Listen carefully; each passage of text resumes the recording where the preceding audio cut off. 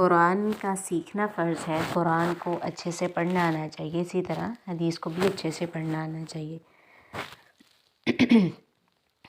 میں حدیث پڑھتی ہوں، پیچھے جو ہے نا وہ آپ لوگ پڑھیں۔ رب اشرح لی صدری ویسر لی امری واحلل عقدۃ من لسانی یفقہوا قولی رب زدنی علما اللہم ربنا زدنا علما۔ عن ابن عمر رضی اللہ تعالی عنہما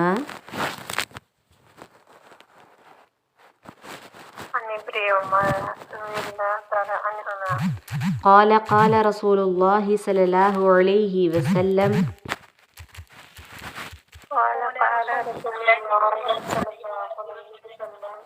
بنی الاسلام علی خمس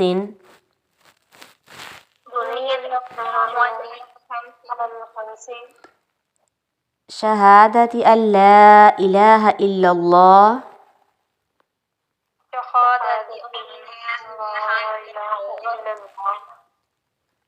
وان محمدا رسول اللہ صلی اللہ علیہ وسلم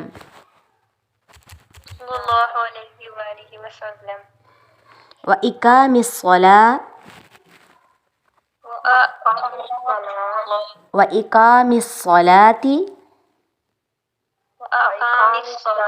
وإيتاء الزكاة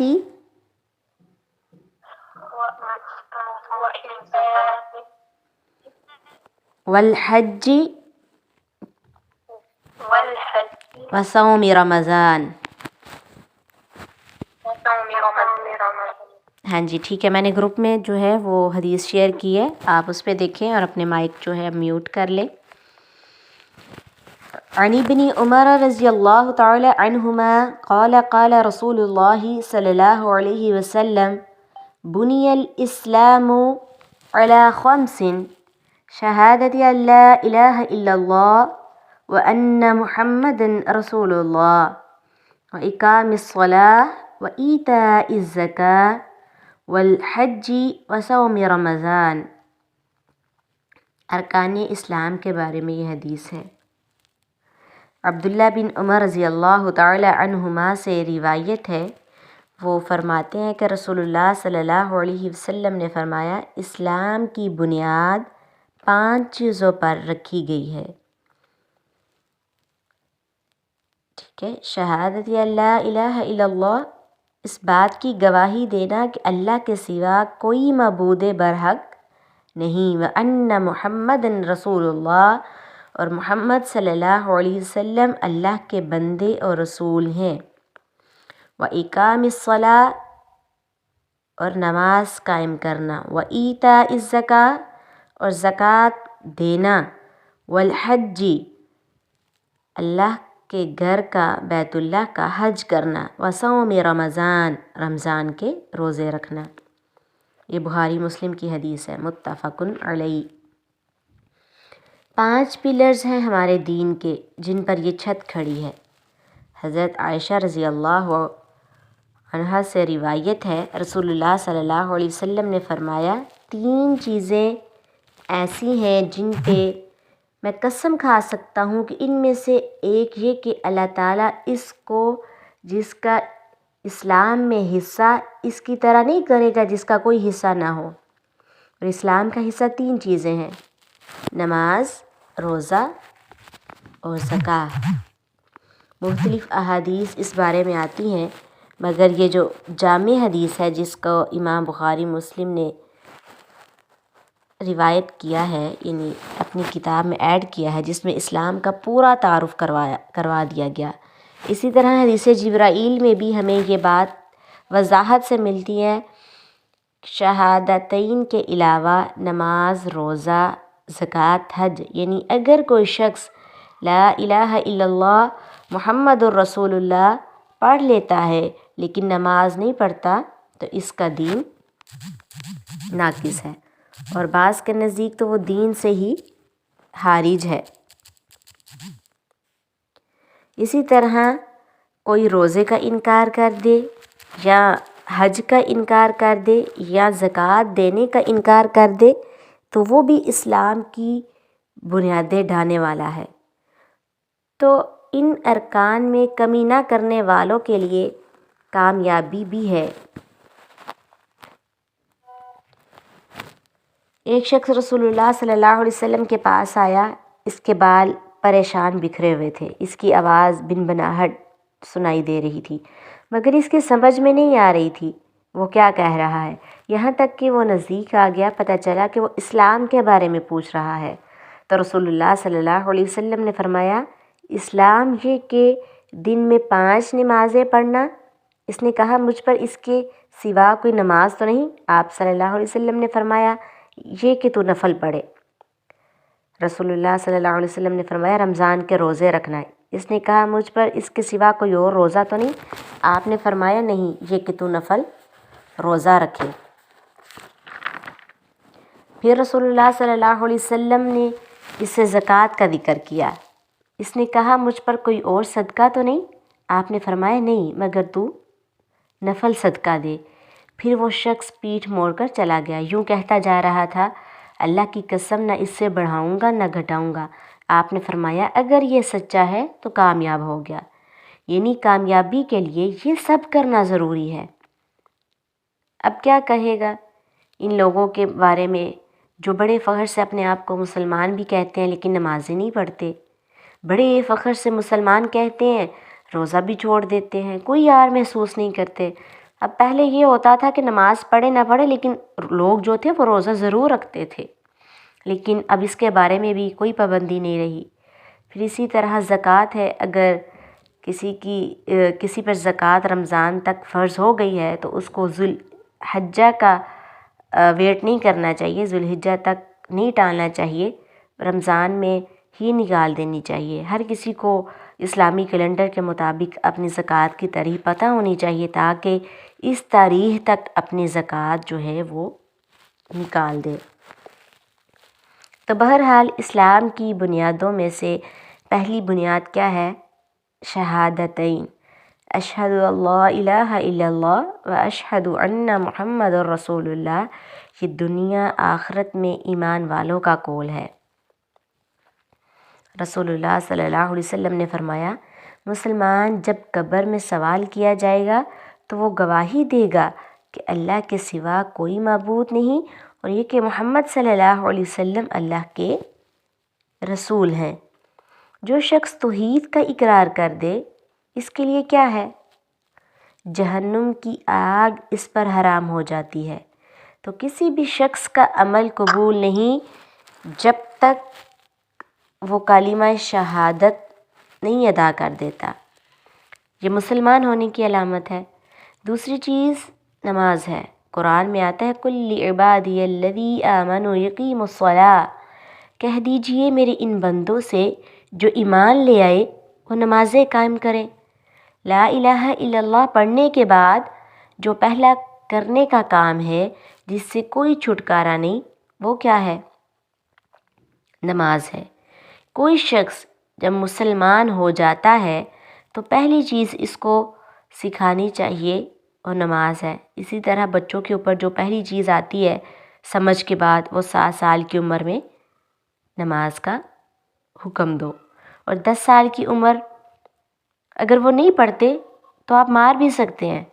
پھر اسی طرح ایک اور روایت میں آتا ہے، رسول اللہ صلی اللہ علیہ وسلم نے فرمایا، اللہ نے اپنے بندوں پر 5 نمازیں فرض کی ہیں، جس نے ان کا حق ادا کیا، اس کو ہلکا سمجھتے ہوئے اس میں سے کچھ ضائع نہیں کیا، اللہ تعالیٰ اس کے لیے قیامت کے دن اللہ تعالیٰ کا وعدہ ہے کہ اس کو جنت میں داخل فرمائیں گے۔ تو انشاءاللہ تعالیٰ ہم میں سے ہر ایک کو نماز کی اول وقت میں پابندی کرنی چاہیے۔ ویسے بھی رمضان المبارک کا مہینہ ہے تو اس میں آپ جو ہے کوشش کریں، بلکہ آپ پہ فرض ہے کہ اس کو اول وقت میں ادائیگی اس کی جائے۔ پہلی چیز جس کا ہمیں اہتمام کرنا ہے اور اس میں کوئی کمی نہیں آنے دینی، اس کے آداب، شرائط، ساری چیزیں، وہ نماز ہے۔ اگر نماز درست ہوگی تو سب چیزیں درست ہو جائیں گی، اگر کسی کی نماز درست نہیں تو باقی چیزیں بھی قابل قبول نہیں ہے۔ تو ہم اس کو اس بارے میں ہم سب کو اس بارے میں کانشیس ہونے کی ضرورت ہے کہ ہماری جو نماز ہے، نماز کی جو ادائیگی ہے وہ بالکل درست ہو، اور جان بوجھ کے تو نماز چھوڑ ہی نہیں سکتے۔ نبی صلی اللہ علیہ وسلم نے فرمایا جان بوجھ کے نماز کو نہ چھوڑو، اس لیے کہ جو جان بوجھ کے نماز کو ترک کرتا ہے یقیناً اس سے اللہ تعالیٰ کی ذمہ داری ختم ہو جاتی ہے، بخشش کی کوئی گارنٹی نہیں۔ تو ہمیں اس بارے میں زیادہ سے زیادہ کانشیس ہونے کی ضرورت ہے کہ ہم سے کوئی نماز جو ہے وہ چھوٹے نہیں۔ تیسری چیز روزہ ہے۔ یا ایھا الذین آمنوا کتب علیکم الصیام کما کتب علی الذین من قبلکم لعلکم تتقون۔ رمضان کے روزے فرض ہیں، لیکن ہر مہینے 3 روزے رکھنا مہینے کے آواز آ رہی ہے سب کو؟